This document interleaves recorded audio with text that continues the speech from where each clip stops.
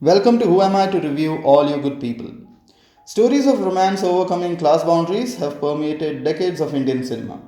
Even the very first Indian talkie, Alamara, tells the story of a prince who falls in love with a nomadic woman exiled from his kingdom. While mainstream Bollywood productions often have a more unrealistic happy ending at all cost cases like Bobby, Pardes, and Namaste England, while Rohina Gera's Hindi, English, and Marathi language Sir falls exactly on the opposite shore. Let's analyze Tilotoma Shome and Vivek Gombar starrer Sir in detail.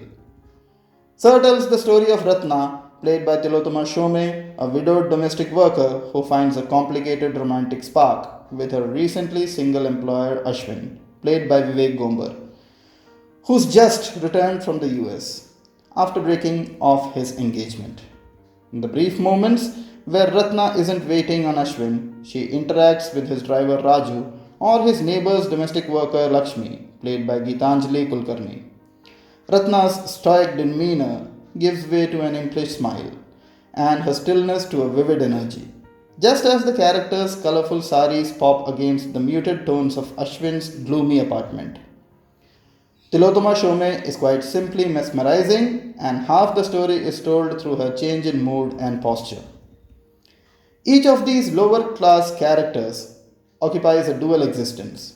The moments that writer director Gera chooses to bring Ratna, Raju, and Lakshmi to life are when they slip in and out of these different modes of being. In the eyes of their employers, they are obedient, two dimensional servants. Lakshmi, like Cleo in Roma, is at once a beloved mother and scorned servant to the children she works for.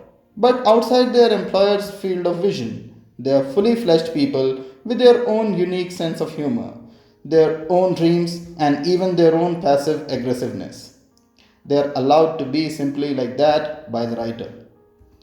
Sir is an unusual, courageous journey into unfamiliar, difficult territory, stepping in very carefully into the minefield which people like us have taken for granted for many years. It's only because Ashwin has lived in the US for some time that he is able to talk to Ratna with a degree of respect, unlike his pretty friend played by Anupriya Goenka, who deals out a stinging, humiliating slap to the servant.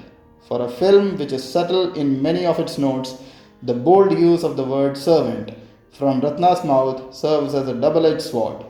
By saying that, she is acknowledging her own awareness of the difference between them, as well as our discomfort at this unlikely couple.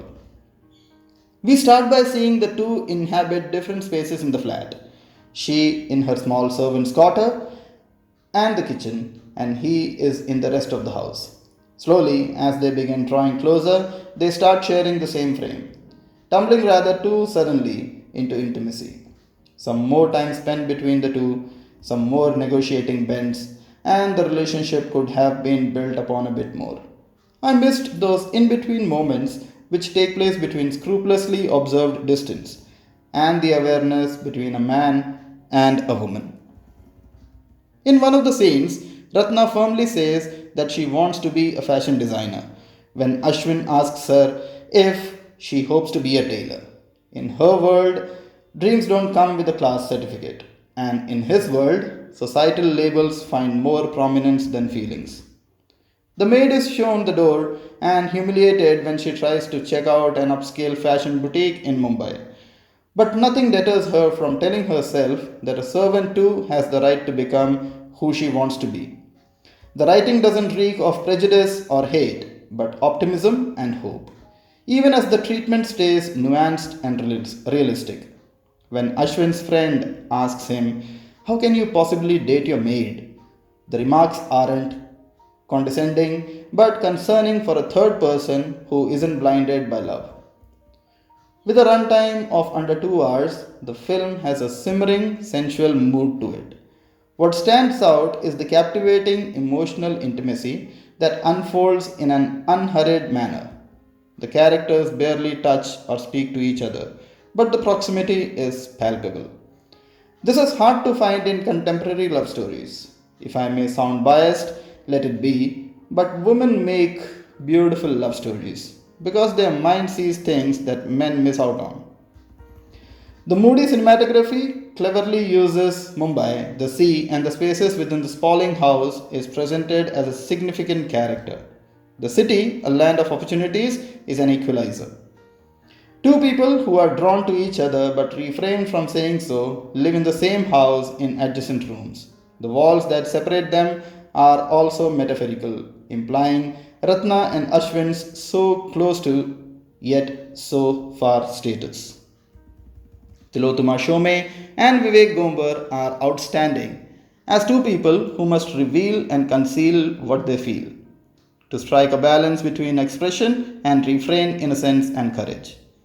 Ratna and Ashwin are tricky characters to portray.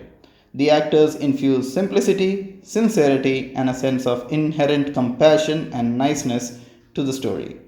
So, without these two would be impossible to comprehend. Tilotama, in particular, renders one of her finest performances. She keeps you emotionally invested in the story and evokes empathy without letting her character wallow in self pity. Vulnerable yet feisty, Gitanjali Kulkarni, in her significant supportive role as Ratna's confidante, Lakshmi, offers an outside perspective to the prevalent class divide. Ratna and Lakshmi's soulful conversations and scooter rides are liberating. Very rarely do you stumble upon a love story that ends so beautifully as it begins. This one is one of them. That's the end of the video, guys. Thank you and goodbye.